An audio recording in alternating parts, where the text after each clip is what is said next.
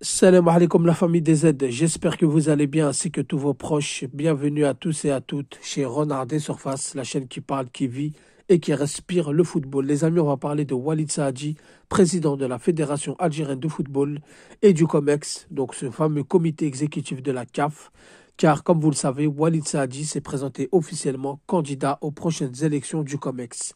Donc pour rappel, depuis l'ère Aourawa, depuis 2017 plus précisément, aucun Algérien a siégé dans la plus haute instance décisionnaire de la CAF. Et donc, c'est un siège qui nous fuit depuis 2017 et il serait bien temps qu'un Algérien représente cette Confédération africaine de football, représente les décisions qui vont être prises parmi l'élite de ce continent. Donc les amis, pourquoi on parle de ça? Tout simplement, Hussein Djenni, ancien directeur des équipes nationales tunisiennes, va se présenter officiellement pour les prochaines élections au COMEX. Donc, la place de Fawzi Lekdiah, président de la Fédération royale marocaine de football, n'était pas mise en jeu. Le président libyen, sa place n'était pas mise en jeu. C'était la place du Tunisien, mais il se trouve que Wadi Jari est en prison. Et donc, la place était vide pour Walid Saadi, qui a commencé à activer les réseaux, qui a commencé à participer à plusieurs réunions de la CAF, à parler avec beaucoup de présidents de fédération, notamment la sortie dernièrement du président de la Fédération sénégalaise de football au lendemain de la victoire de son équipe à la CAN de beach soccer, où il a déclaré ouvertement soutenir Walid Saadi, président de la Fédération algérienne de football, auquel il a déclaré quand même des mots forts, que les Algériens avaient des bons dirigeants et qu'il serait temps de remettre un Algérien dans cette place si importante pour cette confédération africaine de football. Et donc, beaucoup se sont dit, Walid Saadi va gagner haut la main. S'il est seul candidat, bah, automatiquement, il va gagner. Il faut savoir que le président de la fédération libyenne, il est pris dans des affaires de corruption et de trafic poursuivi par la justice de son pays. Il faut savoir que, comme je vous ai dit, le président de la Fédération tunisienne de football, ou on peut dire ancien président, et d'ailleurs qui a encore sa place au COMEX, est en prison. Donc Walid Saadi avait un boulevard. C'est la raison pour laquelle il a activé les réseaux. C'est la raison pour laquelle il a commencé à parler avec plusieurs présidents de fédération, notamment le vice-président de la Fédération royale marocaine de football. On sait qu'il y a des tensions entre ces deux fédérations, surtout ces derniers temps.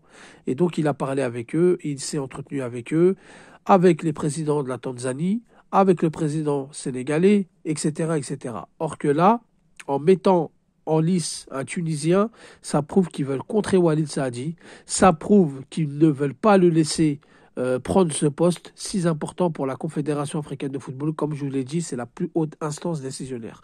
Alors quel sera le destin de Walid Saadi? Seul Dieu le sait. En tout cas, il aura du pain sur la planche.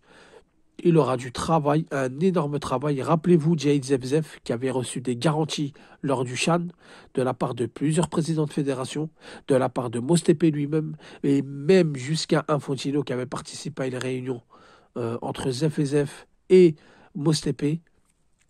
On s'est rendu compte que le jour J, eh ben, ça n'a pas été respecté car on est dans un monde de requins, on est dans un monde de loups où on est là avec le plus offrant. Donc à un moment donné, il va falloir activer les réseaux 10 fois plus que ça. Après, Walid Saadi, c'est un requin. Son entourage sont des requins. On voit que la presse prend beaucoup parti avec Walid Saadi. La presse soutient Walid Saadi, où ils ont même déclaré qu'il y avait des coulisses contre l'Algérie, alors que quand c'était l'époque de Zef, silence radio, qu'on était tous parano, il n'y a pas de coulisses, tout va bien, personne n'est corrompu, c'est parce que Zef n'avait pas les épaules, etc. Donc on voit bien déjà un soutien de la presse, un soutien de ses collègues dans l'ombre. Ça va peut-être l'aider. Maintenant, à voir si le Tunisien fera l'affaire. Il faut savoir aussi les règles très, très, très importantes, mais bon, en Afrique, les règles, ça n'existe pas, surtout dans cette confédération africaine. Lorsque vous présentez votre candidature, il faut que vous soyez élu. Un non-élu d'une fédération quelconque ne peut pas présenter sa candidature. Donc pour l'instant, il n'y a pas d'élu. Pour l'instant, c'est un petit peu la panique à la fédération tunisienne depuis l'incarcération de l'ancien président qui, je le rappelle, a sa place encore au COMEX. Et donc, on verra d'ici là. Mais en tout cas, la Tunisie a l'ambition officiellement de présenter un candidat pour les prochaines élections qui auront lieu en mars 2025. Donc, est-ce que Saadi est en danger? Est-ce qu'il va avoir ce poste? Est-ce que c'est son avenir qui se joue à travers euh, cette élection? Seul Dieu le sait et seul l'avenir nous le dira. Donc la famille, dites-moi ce que vous en pensez en commentaire. J'ai besoin de vos avis. Sur ce, je vous dis salam alaikum, que la paix soit sur vous.